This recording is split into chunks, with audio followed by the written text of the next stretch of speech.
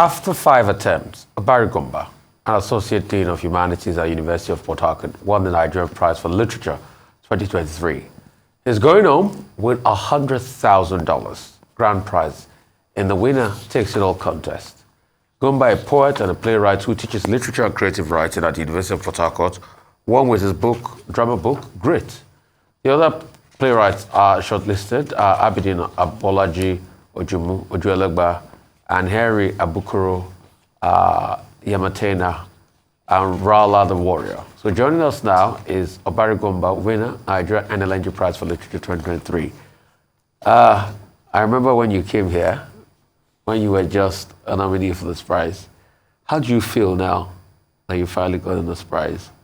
It's a great. And what next? It's a great experience for me, and I thank the Nigeria NLNG for sustaining the prize administration for all these years. It's a great investment in our cultural space. I just pray that other institutions will borrow a leaf from what the LNG is doing. We need more reward system for creative people in Nigeria, and that's going to be helpful. I guess the people who are going to talk about my creativity now will be at liberty to look at what I've produced pre the MPL and post the MPL. So I'm excited that I won it. For every other period that I've competed, I competed to win. And I'm more than happy that time and chance has worked in my favor and I've won the prize this year. Okay, let's talk about the text itself. I mean, this is political season. Yeah. And one of the things the judges said is that this is your 7th full-length play, and that it speaks to the dysfunctional culture of soulless politics, okay, the politics of power and greed. And there are, of course, 2 political parties here, the UPP and the DPA, you know. So, and you said it's familiar because because of the verisimilitude, you know, at the heart of it. Well, they just concluded some elections, called off cycle elections in Imo, Bayelsa, and Kogi State. Did you see in this just concluded process the same soullessness that you talk about, the same toxicity of politics that you discuss? I think that the manner we have managed our politics so far, it's not been really positive for the image of the country. And the selection process of our leadership is very important. It's relevant to the quality of leadership that we'll have. So if you look at these 3 states and you look at the projections that Nigerians made after the outcry over the general elections that we had in February and March, you can tell that we haven't made so much progress. Only this morning, I saw some protesters on a video. Somehow, I guess the video was shot in Bayelsa. So people expressing discontent, anxiety over the electoral process and all that. So there's a lot that we have to do. And I think that if we cannot fix our political participation in a way that can make the outcome acceptable by the majority, or by all, even by losers, then it's something that we need to work on. Okay, quickly. You won the Anna Poetry Prize, 2017. 2016, 2017. Okay, 2016, 2017. Yeah. I know it's twice. Twice, okay. yes.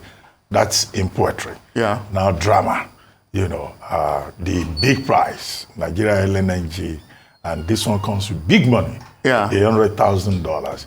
Now, what does this mean for you? Winning prizes, getting recognition. Even when you did not win, you were shortlisted, you know, long listed about 14 times. What does the recognition mean for you? It's important. It's important. I mean, writers work in their closet, okay, and then, but the entire idea of publishing a book is that you want to engage with the public, and when you have a cultural space in place, they can look at the works that have been produced and put a reward system in place, and that's fantastic. I said the first time I came here that no writer writes entirely for awards.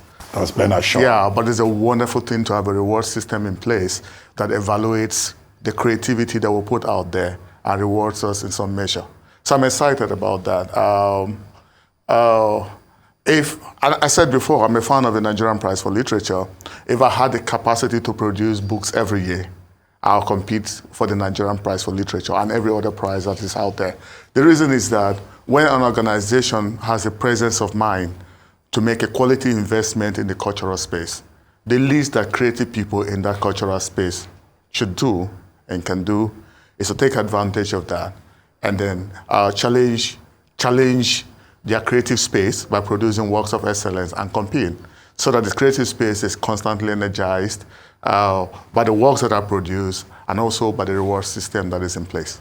So I asked you before a question you didn't answer. I said, what next? Okay. That's one. Number two, this 100K cash money, how are you going to spend it? Okay, let me start from the second one. I've been trying as much as possible to de-emphasize the money, but that has been difficult. At a time like this, that's 100 million naira. 100 million naira. Yeah. But I also have a plan going forward. I mean, the first thing I have to do is to promote grit. Okay, I have an entire 1 year to promote grit. By this time next year, hopefully there's going to be another laureate in place. And so I have to make sure this 1 year counts. So there'll be stage productions, there'll be readings, there'll be book distributions and all sorts of events around it. We have started by issuing the hardback, which we believe gives a bit of value to the design of the book itself. I will believe that that's very key to the publicity of the work. So going forward, yes, after Grit, what next? Grit, in a way, has defined my writing. I was speaking to some persons 2 days ago, and I said, this is the time for me to also press my own reset button and to reinvent myself. So when you mentioned fiction in Mambuko Prize, I understand. That's something I want to do. I've not. So you like to win the Mambuko Prize? Yeah, I've not written a novel before. Yeah, but why not? I mean, I would like to write a novel, and at least 5 novels before I leave the set. 5 novels? Yes, at least, yeah. At least 5 novels. Yeah. Well, you teach writing, yes, sir. Literature. Now, what will you say to the Nigerian government? This is Nigeria LNG that has done this, and it's praiseworthy that you have the private sector promoting literature. What do you think the Nigerian government can do for the creative arts? There's a lot of cultural Philistinism in governance in Nigeria, and that is worrisome. And it cuts across levels, and it cuts across political parties. I'm going to cite a small example. 2016, I won the Association of Nigerian Authors Poetry Prize. 2017, I won it for the second time. 2018, I won the Association of Nigerian Authors Drama Prize with Gorilla Post. Last year, I won the Pan-African Prize for Poetry. Now, but you'll be amazed that for all these awards, there hasn't been a single congratulatory message from the government of my own state. Now, if I'd participated in a reality TV show, Big Brother Nigeria. No, Maybe you should consider that. You will get more attention. I mean, if I'd done any of those things, I guess that people in government will be waiting for me at the entrance of the state to say, no, I mean, we want to be the first to receive you. So people don't place as much value on literature or visual arts as we think it should be. And if the LNG is doing it, this is wonderful. I mean, there's nothing that stops us from having the Poet Laureate of Lagos, for instance, where the Lagos state government has a mechanism in place where a poet in Lagos can be selected for a two-year term and then supported to create literature. The guy who just won the Nobel Prize has been living in a royal building given to him by the government of his country even before he won the Nobel Prize, because the government believed that his cultural contribution is significant. So this question is important, but we also have to take advocacy a lot more seriously, those of us in the creative community, to make sure that government understands that what we're contributing is significant and they must be part of it. Let's talk about the advocacy of books. Increasingly, we're having less numbers of, readers, as it were.